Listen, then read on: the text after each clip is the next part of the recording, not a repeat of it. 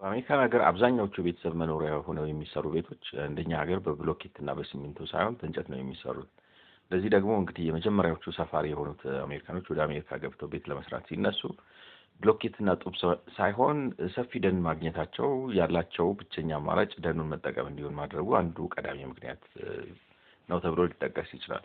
ቢሆንም ግን አሜሪካኖቹ ዛሬም በሀብቱም በቴክኖሎጂ ትልቅ ቦታም ከደረሱም በኋላ የእንጨት ቤቶች ለመገንባትና ለማሻሻል ያላቸው ቅለት ከብሎኬት ቤቶች እስከ 20% የሚሆን ያላቸው የዋጋ ርካሽነት ወይም ቅናሽ ለተለያዩ የአየር ጠባይ ተስማሚ መሆናቸው ማለትም ሲሞቅ ይቀዘቅዛሉ፣ ሲቀዘቅዝ ይሞቃሉ።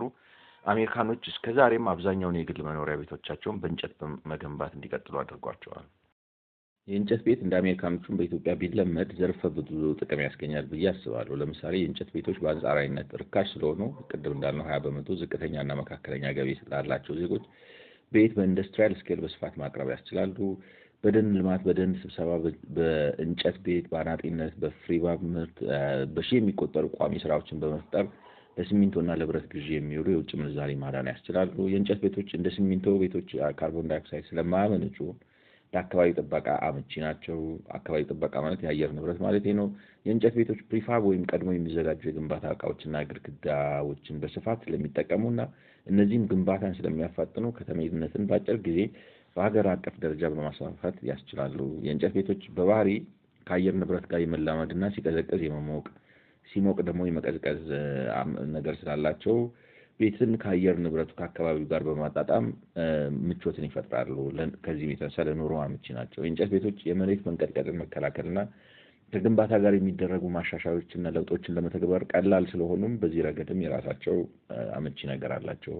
መስኩ ሲዳብርም በዚህ የእንጨት ቤት ፓኔሎችን፣ የቤት እቃዎችና ፕሪፋቦችን በኤክስፖርት በመላክ የውጭ ምንዛሪ ምንጭ ለመሆንም ትልቅ በር ይከፍታሉ። ስለዚህ በዚህ ረገድ እንደ አሜሪካኖቹ በኢትዮጵያ የእንጨት ቤት ቢለመድ ብዙ ጥቅም ያመጣሉ ብዬ አስባለሁ። በእርግጥ የእንጨት ቤቶች ለእሳት ለመበስበስ፣ ምስጥ ለመሳሰሉ ችግሮች ተጋላጭ ሊሆኑ እንደሚችሉ መገመት ይቻላል። ሆኖም በእኛ ዘመን ግን ቤት መስሪያ እንጨቶችን እሳት በሚያዘገዩ እንደ አሞኒየም ፎስፌት፣ ቦራት እና ሰልፌት የሚባሉ አይነት ኬሚካሎች ውስጥ እንጨቶቹን በመንከር እንደ ጂፕሰም ቦርድ ያሉ የተሻለ እሳት የመቋቋም አቅም ያላቸው መሸፈኛዎችን የቤቱን ገጽታዎች ለመሸፈን ከሌሎች ተጨማሪ ኬሚካሎች ጋር በመጠቀም የእንጨት ቤቶች ለእሳት አደጋ ያላቸውን ተጋላጭነት መቀነስ ተችሏል። እንደ ምስጥና መበስበስ ያሉ አደጋዎችንም ጸረ ምስጥ እና መሰል ኬሚካሎችን በመጠቀም እንዲሁም እንጨቶቹን በፋብሪካ በመጠቅጠቅ ወይንም ፕሬሸር በማድረግ መከላከል ተችሏል። የደን ጭፍጨፋን ለመቆጣጠርም በኢንዱስትሪያል ስኬል ደረጃ ደንን በቅድ በስፋት ያለሙ እና ደኑን ለእንጨት ቤት መጠቀም የሚያስከትለውን የደን መናምን መቆጣጠር ብሎም የሀገርን ደን በኢንዱስትሪ ደረጃ መቆጣጠር ስለሚቻል የደን ውድመት ያስከትላሉ የሚል ስጋት አይኖርም እና በዚህ መልኩ የተገነቡ የእንጨት ቤቶች እስከ 100 ዓመት ጊዜ በጥሩ ሁኔታ መቆየት እንዲችሉ ተደርጓል።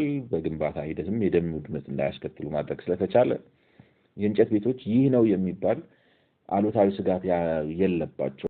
ሙሉ የሆነ የእንጨት ቤት አገነባብ መግለጫ ማቅረብ ባልችልም አገነባባቸው በዚህ በምታዩት ቪዲዮ እንደተረዳሁት የእንጨት ቤት አሰራር ግልጽና ቀጥተኛ ነው። በቪዲዮ ላይ እንደምትመለከቱት የእንጨት ቤቶች የቤቱ ግንባታ በተዘረጋው ባዶና እዛ ጋር የምታዩት ለጥ ባለው የኮንክሪት መሰረት ላይ የቤቱን ክፍሎች የሚለያዩትን ግድግዳዎችና የሚያገናኙትን በሮች በቤቱ ፕላን መሰረት በመደልደልና በማስመር ይጀምራል። አብዛኛው ለግንባታው የሚውለው እንጨት ርዝመት ካለው ማለት እንጨቱ የሚመጣው ርዝመት ካለው የጥድ ዛፍ ነው የሚመጣው። ስፋቱ 2 ኢንች ነው የሚሆነው ብዙ ጊዜ። ከዛም በቤቱ ፕላን መሰረት በተሰመሩት የግድግዳ መስመሮች ላይ ለዚህ ዓላማ ተብለው በፋብሪካ የተዘጋጁ የግድግዳ ተሸካሚ ወይም ግድግዳው የእንጨቱ ግድግዳ የሚተከልባቸው እንጨቶች ይጋደሙና ከኮንክሪት ወለሉ ጋር ከስላቡ ጋር በብሎን ይታሰራሉ። አንዳንድ ጊዜ ልዩ ኬሚካል ሊቀቡ ወይንም ከስራቸው ሸራ እንደ ጋስኬት አይነት ነገር ሊነጠፍ ይችላል። ምስጥና መሰል ያሉ ነገሮች ወይም መበስበስን ለመከላከል ማለት ነው። ይህም ከተጠናቀቀ በኋላ በፕላኑ መሰረት የመስኮትና የበር ክፍተት ያላቸው ስተድ የሚባሉ የግድግዳው አጽሞች በምታዩት መሰረት በግድግዳው ተሸካሚ ላይ ይጫናሉ ወይም ይተከላሉ። እሳት ከምድር ወደ ፎቅ ከግድግዳ ወደ ኮርኒስ እንዳይተላለፍ በዚህ መልኩ የእሳት መግቻ ይገባል። ግድግዳው በዚህ መልኩ ከቆመ በኋላ ልክ የብሎኬት ቤት እንደሚለሰነው የእንጨቱ ቤት ደግሞ ግድግዳው እንደ አስቤስቶ ወይንም ኮምቢንሳቶ ባሉ እንጨቶች ይሸፈናል።